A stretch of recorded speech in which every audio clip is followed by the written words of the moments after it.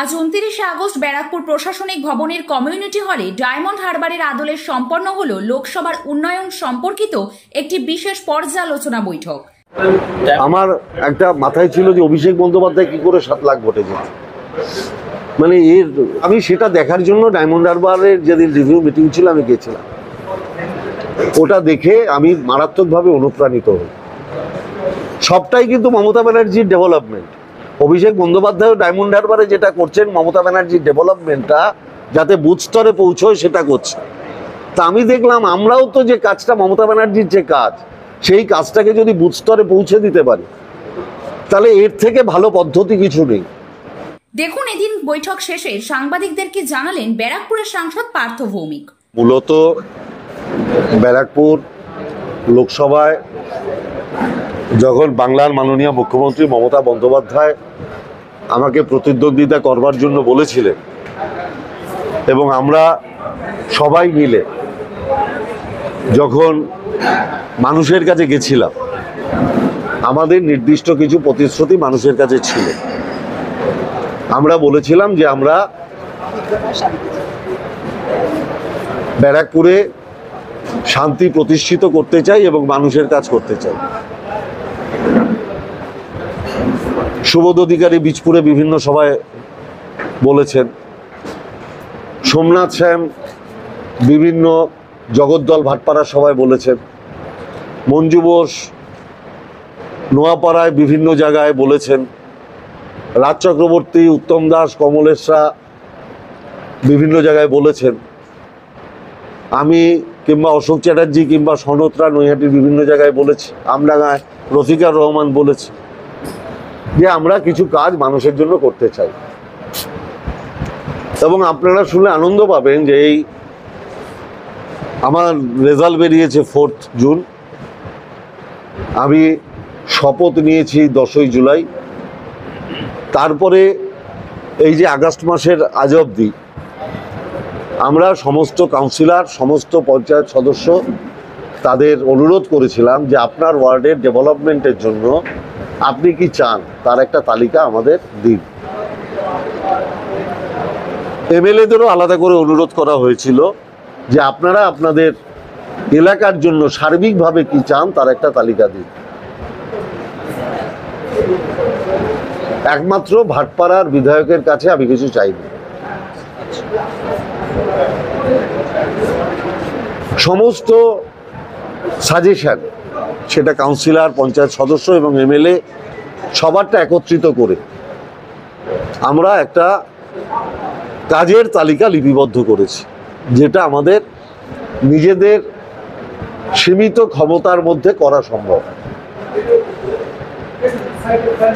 এবং সেইটা নিয়ে আলোচনার জন্যই আজকে ডিএম সাহেবের নেতৃত্বে, পুলিশ কমিশনারের উপস্থিতিতে, এসডিও সাহেবের অনুষ্ঠিত করা একটা ডেভেলপমেন্ট কমিটির মিটিং হলো, যেখানে পিডব্লিউডির আধিকারিকেরা ছিলেন, কেএমডি এর আধিকারিকেরা ছিলেন, পঞ্চায়েতের দপ্তরের আধিকারিকেরা ছিলেন, জেলা পরিষদের সভাধিপতি নারায়ণ গোস্বামী ছিলেন, ইরিগেশনের আধিকারিকেরা ছিলেন, ল্যান্ড ডিপার্টমেন্টের আধিকারিকেরা ছিলেন, অর্থাৎ বিভিন্ন দপ্তরের আধিকারিকেরা আজকের সবাই উপস্থিত ছিলেন। আমরা বিস্তারিত আলোচনা করলাম। আমাদের যেহেতু আপনারা জানেন যে বাংলার মাননীয় মুখ্যমন্ত্রী মমতা বন্দ্যোপাধ্যায় স্টেট ফান্ড থেকে কল্যাণী হাইওয়ে করছে, দুপাশে একটা জমা জলের মারাত্মক সমস্যা আছে। আমরা সেটা নিয়ে এর আগে মন্ত্রী পুলক রায়ের উপস্থিতিতে এবং আজকে তার কতটা শর্ট আউট হয়েছে সেইটা নিয়ে আমরা একটা বিস্তারিত আলোচনা করলাম। ইরিগেশন ডিপার্টমেন্ট তার কি কি কাজ, নীলগঞ্জ খাল পরিষ্কার করা, ত্রিবেণী খাল পরিষ্কার করা, সেটা নিয়েও বিস্তারিত আলোচনা হয়েছে। জগদ্দলের ক্ষেত্রে, ভাটপাড়া মিউনিসিপ্যালিটির ক্ষেত্রে একটা আলাদা ড্রেন হবে, সেটা কেএমডিএ করবে, সেটা নিয়ে বিস্তারিত আলোচনা হয়েছে। অর্থাৎ আগামী বছর যাতে জমা জলের সমস্যা থেকে মানুষ মুক্ত হতে পারে তার একটা বিস্তারিত আলোচনা হয়েছে। আমডাঙ্গায় অনেক রাস্তা আছে যেটা স্বাধীনতার পর থেকে হয়নি, সেই রাস্তাগুলো কত দ্রুত করা সম্ভব সেটা নিয়ে বিস্তারিত আলোচনা হয়েছে। ডিএম সাহেব এবং জেলা পরিষদের সভাধিপতি সেটা দেখবেন বলে বিবেচনা করে বলেছে। শিউলি পঞ্চায়েতের ক্ষেত্রেও যেহেতু শিউলিটা আপনারা জানেন একটা বিস্তৃত এলাকা, সেই জন্য সেখানেও অনেক কিছু রাস্তাঘাটের আমাদের করতে হবে, সেই ব্যাপারেও বিস্তারিত আলোচনা হয়েছে। ব্যারাকপুর মিউনিসিপ্যালিটির ওয়্যারলেস মোড় থেকে ফ্লাইওভার অবধি তার ড্রেন এবং রাস্তা চওড়া নিয়ে বিস্তারিত আলোচনা হয়েছে। ব্যারাকপুর থেকে একটা ড্রেন নীলগঞ্জ খালে গিয়ে পড়বে যাতে জমা জলের শহরের সমস্যাটা মুক্ত হয়, সেটা নিয়ে বিস্তারিত আলোচনা হয়েছে। নৈহাটি এবং জগদ্দলের মামুদপুর গ্রামের যাতে জলটা না জমে হাইওয়ের ফলে, সেটা যাতে ত্রিমোহিনী খালে ফেলা হয় তার জন্য কেএমডি এর সাথে আজকে একটা বিস্তারিত আলোচনা হয়েছে। স্বাভাবিকভাবেই অটো টোটোর সমস্যা নিয়ে ব্যারাকপুর শিল্পাঞ্চলে এই লোকসভার মধ্যে আমাদের একটা বিস্তারিত আলোচনা হয়েছে এবং আমরা কিছু নীতি প্রণয়ন করছি এবং আমাদের একটা এসডিও সাহেবের নেতৃত্বে একটা কমিটি গঠন হয়েছে, যারা দেখবে যে কত অটো চলার কথা, কত অটো ব্যারাকপুর লোকসভার মধ্যে চলে। সেই কমিটিতে এসডিও সাহেব থাকবেন, তার প্রতিনিধি, পুলিশ কমিশনার সাহেবের প্রতিনিধি থাকবেন, চেয়ারম্যান সাহেবের একজন প্রতিনিধি থাকবেন এবং লোকালি যারা ট্রেড ইউনিয়ন করে তাদের একজন প্রতিনিধি থাকবেন। আমরা পিডাব্লিউডির রাস্তাটা যেখানে যেখানে বড় করা সম্ভব সেখানে সেখানে ঘোষপাড়া রোড বড় করব। আর যারা এর আগে জোর করে দখল করে রেখেছিলেন আমরা তাদের পুনর্বাসনেরও একটা পরিকল্পনা করছি। আমরা জায়গা খুঁজছি, যে জায়গাটা পেলে আমরা পুনর্বাসনের ব্যবস্থা করে দেবো, কারণ আমরা মমতা ব্যানার্জি চান না কারুর পেটে লাথি পড়ুক, কিন্তু আমাদের একটু সময় দিতে হবে। আমি প্রত্যেককে অনুরোধ করব আমাদের সেই সময়টুকু দেওয়ার জন্য। এটাই মূলত আলোচনার জিস্ট আপনাদের বললাম। আমাদের পরবর্তী মিটিং হচ্ছে 10ই নভেম্বর, সেকেন্ড স্যাটারডে এখানে। দেখুন, আপনারা অবগত আছেন যে বর্ষাকালে কোনো কাজ হয় না, বর্ষাকালে এখন সব ডিপিআর তৈরি হচ্ছে।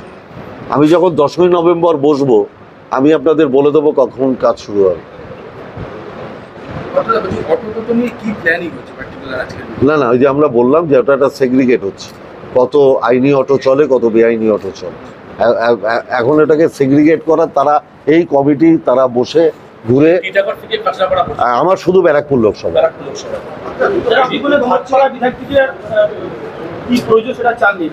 হ্যাঁ কি না, উনি আমায় কিছু বলেননি। না না, আপনারা ইতিমধ্যে আমাকে ভাটপাড়ার বিধায়ক কোনো রকম কোনো প্রপোজাল দেননি, বাদবাকি বিধায়কেরা প্রপোজাল দিয়েছে। এখন কেউ না দিলে তো আর আমি জোর করে তার থেকে কেড়ে আনতে পারবো না। উনি যদি দেন আমি নিশ্চিতভাবে ওনার প্রস্তাবও বিবেচনা করব। আর দেখুন, আমি সবাইকে নিয়ে ডেভেলপমেন্টের কাজ করতে চাই। এখন যারা যারা আমাদের সাথে ডেভেলপমেন্টের কাজ করতে আসবে, মমতা ব্যানার্জির স্বপ্নকে বাস্তবায়িত করতে আসবে, তারা সবাই স্বাগত। আমি নির্বাচনের আগে আমাদের মানুষের কাছে প্রতিশ্রুতি ছিল যে গোলঘর হাসপাতালকে আমরা উন্নত করব। আপনারা দেখবেন যে দুর্গাপুজোর পরেই হাসপাতালের কাজ শুরু হয়ে গেছে। আমার এমপি ল্যাড থেকে আমি 2 কোটি টাকা দিয়েছি। বিএন বোস হাসপাতাল নিয়ে অনেক আলোচনা আজকে হয়েছে। যেখানে একদম ইনফ্রাস্ট্রাকচার নেই সেখানে আগে আমরা হাত দিচ্ছি। বিএন বোসের একটা ইনফ্রাস্ট্রাকচার আছে, নৈহাটি হাসপাতাল, সেখানেও 2 কোটি টাকা দেওয়া হয়েছে যাতে ইনফ্রাস্ট্রাকচারটা ডেভেলপমেন্ট হয়। কারণ আপনারা জানেন যে কল্যাণী হাইওয়ে হয়ে যাওয়ার পরে অ্যাক্সিডেন্টের সংখ্যাটাও বেড়ে গেছে। একটা ট্রমা কেয়ার হচ্ছে নৈহাটি স্টেট জেনারেল হাসপাতালে, যেহেতু ওটা হাই রোডের পাশে। এবং আপনারা জানেন আমাদের একটা প্রতিশ্রুতি ছিল যে জুট শ্রমিকদের নিয়ে আমি শেষ অবধি আন্দোলন করব। আপনারা জানেন যে আমি সাংসদ হওয়ার পরেই সংসদে গিয়ে আমাদের মন্ত্রী গিরিরাজ সিংহকে চিঠি দিয়েছিলাম, উনি তার উত্তর দিয়েছিলেন। সেই উত্তরটাই আমি স্যাটিসফাইড না হয়ে আমি শুধু একটাই কথা বলবো, কালকে কেন্দ্রীয় সরকার যে প্রেস রিলিজটা করেছেন, যেটা করেছেন তার জন্য আমি আনন্দিত। যে আমাদের যে দাবি ছিল, আমি যেটা বলেছিলাম, অনারেবল এমপি সুখেন্দু শেখর রায় যেটা নিয়ে এমপিকে চিঠি করেছিলেন, আমাদের অনারেবল এমপি ইউসুফ পাঠান যেটা নিয়ে সংসদে কৃষকদের জন্য প্রশ্ন তুলেছিলেন, পাট চাষিদের জন্য, সৌগত রায় আমার অনারেবল এমপি আমাদের যেভাবে লোকসভায় সমর্থন করেছিলেন, তার আলটিমেট রেজাল্ট হচ্ছে যে কালকে একটা প্রেস রিলিজ হয়েছে যেখানে আমাদের দাবিকে মান্যতা দেওয়া হয়েছে। আমাদের সাংসদ অভিষেক বন্দ্যোপাধ্যায়ের নির্দেশেই এবং মমতা বন্দ্যোপাধ্যায়ের ঘোষিত পথে আমি এই চিঠি, এই প্রশ্নগুলো করেছিলাম। আমি আমার নেত্রীকে এবং আমার দলের নেতা অভিষেক বন্দ্যোপাধ্যায়কে আমার কৃতজ্ঞতা জানাবো। তারা আমাকে রাস্তাটা দেখিয়েছিলেন যে এই পথে আন্দোলনটা করা উচিত, এবং আমি বলেছিলাম আমাদের আন্দোলন যদি কেন্দ্রীয় সরকার কর্ণপাত না করে তাহলে দরকারে মন্ত্রীর বাড়ির সামনে আমি ধর্নায় বসে যাব। আমি আনন্দিত যে ওনারা আমাদের দাবির মান্যতা দিয়েছেন, কিন্তু আমরা এটাও লক্ষ্য করব যেটা ওনারা বলেছেন সেটা কতটা বাস্তবায়িত হয়। যদি বাস্তবায়িত না হয় তাহলে আন্দোলনের পথ খোলা আছে। কিন্তু আজকে দাঁড়িয়ে আমি এটা বলতে পারি যে ওনারা যে ঘোষণাটা করেছেন তাতে আমি আনন্দিত। আজকের আলোচনাটা পুরোটাই উন্নয়ন কেন্দ্রিক, এর বাইরে কোনো আলোচনা। আজকে আমরা একটা অ্যাপস লঞ্চ করেছি, সরাসরি সাংসদ। সেই অ্যাপসে যে কোনো মানুষ তার যে কোনো কথা জানাতে পারবে। আমার ড্রেন চাই, আমার রাস্তা চাই, আমি লক্ষ্মীর ভাণ্ডার পাচ্ছি না, আমি বাড়ি অ্যাপ্লাই করেছিলাম পাচ্ছি না, অর্থাৎ সরাসরি কানেকশন আমার সাথে। এবং যেটা ডায়মন্ড হারবারে অভিষেক বন্দ্যোপাধ্যায় করেছে, যেটা দিদি সারা বাংলার ক্ষেত্রে করেছে, আর আমি আমার ছোট্ট জায়গা দিদি সৈনিক হিসেবে ব্যারাকপুরের ক্ষেত্রে করেছি, যে দিদির ডেভেলপমেন্টটা যাতে প্রত্যেকটা মানুষের কানে আমি পৌঁছে দিতে পারি। ডায়মন্ড হারবারেও যেটা হচ্ছে দিদির উন্নয়ন, ব্যারাকপুরেও যেটা হচ্ছে দিদির উন্নয়ন। বলতে পারেন দিদির উন্নয়নকে বুথ স্তর অব্দি পৌঁছে দেওয়ার অভিষেক বন্দ্যোপাধ্যায়ের যে রূপরেখা, আমি সেটাকে পুরোপুরি অনুসরণ করছি।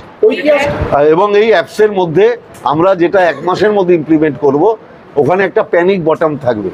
কোনো মহিলা যদি কোনো জায়গায় কোনো অসুবিধায় পড়েন, ওই প্যানিক বটম টিপলে সংশ্লিষ্ট থানায় লোকেশন সমেত খবর পৌঁছে যাবে। আমি বলছি আগে আমরা প্রাথমিক জায়গায় জোর দিয়েছি, রুটি কাপড়া ওর মকান, মানুষের সমস্যা। তারপরে আস্তে আস্তে সবে তো 2 মাস 3 মাস হয়েছে, 5 বছর তো টাইম আছে।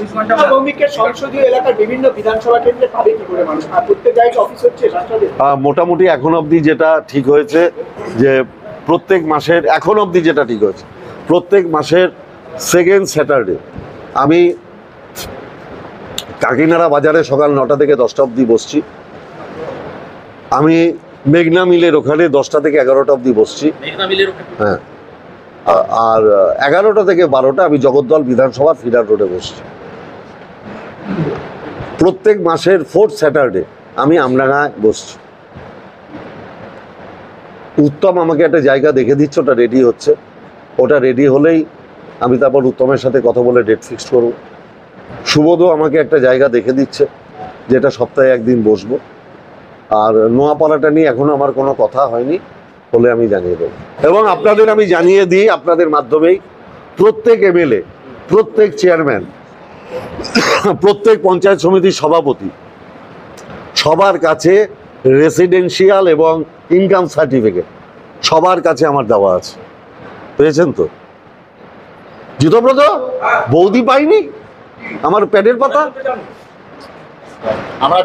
প্রত্যেক এমএলএ, প্রত্যেক চেয়ারম্যান, তাদের আমি আমার প্যাডের পাতা দিয়ে দিচ্ছি যে এমপির রেসিডেন্সিয়াল সার্টিফিকেট পাওয়ার জন্য কারোর কাছে যেতে হবে না, চেয়ারম্যানই ভেরিফাই করে দিয়ে দেবে, এমএলএ ভেরিফাই করে দিয়ে দেবে। মানে যাতে, এবং তাদের সবাইকে একটা রেজিস্টার মেনটেন করতে বলা হয়েছে যে তুমি কাকে দিলে তার নাম আর ফোন নাম্বার রেখে দেবে। তার মানে আমনাগার প্রত্যন্ত প্রান্তের একটা গ্রামের লোককে আমার কাছে দৌড়ে আসতে হবে না যে আমাকে একটা রেসিডেন্সিয়াল সার্টিফিকেট দিন। দাদা, পুকুর ভরাট কি করে সম্পূর্ণভাবে বন্ধ করা যাবে? একদম জেলে ঢুকিয়ে দিই। সাধারণ মানুষ করলে সেটা হয়তো বন্ধ হচ্ছে, কিন্তু যেখানে কিছু প্রভাবশালী করছে, আপনি প্রভাবশালী নাম দিন, আমি জেলে ঢুকিয়ে দেবো। এই বৈঠকে উপস্থিত ছিলেন ডিএম, এসডিও সমেত লোকসভা অঞ্চলের সমস্ত পৌর এবং পঞ্চায়েত প্রধান ও উপপ্রধান, পঞ্চায়েত সমিতি ও জেলা পরিষদের কর্মাধ্যক্ষ তথা প্রশাসনিক আধিকারিকেরা। ব্যারাকপুর থেকে রাজীব গুপ্তা রিপোর্ট, 24 ঘন্টা লাইভ। কলা ও সংস্কৃতিতে নিজের শিশুকে গুণবান তৈরি করতে বিশ্বস্ত ঠিকানা হলো নৈহাটির কলা নিকেতন। এখানে ইন্টারন্যাশনাল লেভেলের প্রশিক্ষণের সাথে পাবেন এক্সিবিশনে প্রমোশনের সুযোগ। শুধু তাই নয়, আর্ট কলেজে প্রবেশ পাওয়ার জন্য আমরাই বিশ্বাসযোগ্য। সমস্ত রকম অঙ্কন শিক্ষা এবং অ্যাডভান্স প্রশিক্ষণের প্রদান করছেন 2022 সালে গিনিস ওয়ার্ল্ড রেকর্ড সম্পন্ন ইন্টারন্যাশনাল আর্টিস্ট রবি কুমার। সমস্ত বয়সের জন্য এই কলাকৃতি অর্জন করতে যোগাযোগ করুন কলা নিকেতন, 437 আরবিসি রোড, নৈহাটি। যত্ন সহকারে স্কুল প্রজেক্টের জন্য যোগাযোগ করুন।